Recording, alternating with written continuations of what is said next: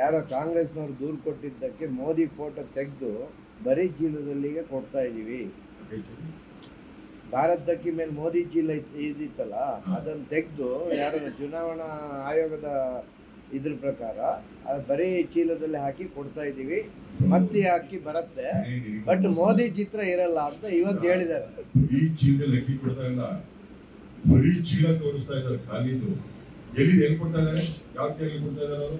ಅಲ್ಲಲ್ಲ, ಈಗ ನಾವು ಉಚಿತ ಕೊಡ್ತೀವಿ ಕೊಡುವಪ್ಪ ಅಕ್ಕಿನ ಅಂತ ಕೇಳಿದ್ವಿ. ಇವ್ರು 28 ರೂಪಾಯಿ ಮಾರಕ್ ಹೊಂದಿರೋ ವ್ಯಾಪಾರಿಗಳು ಎಲ್ಲ ಸುಳ್ಳು. ರಾಘವೇಂದ್ರ ಹಲವಾರು ಟ್ರೈನ್ ಬಿಟ್ಟಿದ್ರು, ಇದೊಂದು ಸ್ಪೆಷಲ್ ಟ್ರೈನ್ ಓಡ್ತಾ ಇದೆ ಸುಳ್ಳಿಂದು ಇದೆ. ಈಶ್ವರಪ್ಪನವ್ರಿಗೆ ಅರ್ಧ ದಾರಿ ಬಂದಿರೋದಕ್ಕೆ ಅರ್ಥ ಅಭಿನಂದಿಸಿದೆ.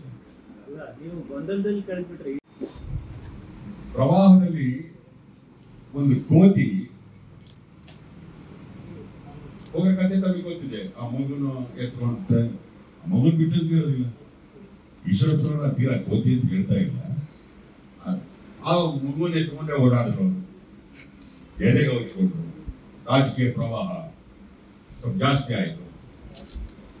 ಎದೆ ತನಕ ತಗೊಂಡ್ಬಂದ್ರು, ಹೆಗಲ ಮೇಲೆ ಇಟ್ಕೊಂಡ್ರು. ಇನ್ನೂ ಪ್ರವಾಹ ಜಾಸ್ತಿ ಆಯಿತು. ತೆರೆ ಮೇಲೆ ಇಟ್ಕೊಂಡ್ರು, ಇನ್ನೂ ಪ್ರವಾಹ ಜಾಸ್ತಿ ಆಯಿತು. ಅದನ್ನ ಕೆಳಗೆ ಅದ್ರ ಮೇಲೆ ಇವರೇ ನಿಂತ್ಕೊಳ್ತಾರೆ. ನಾನೇ ಕೇಳಿ ನಾನಿದ್ರೆ ಇಂಥ 10 ಮರಿಗಳು ರಾಜಕಾರಣ ಮಾಡಿಸ್ಕೊಂಡೆ.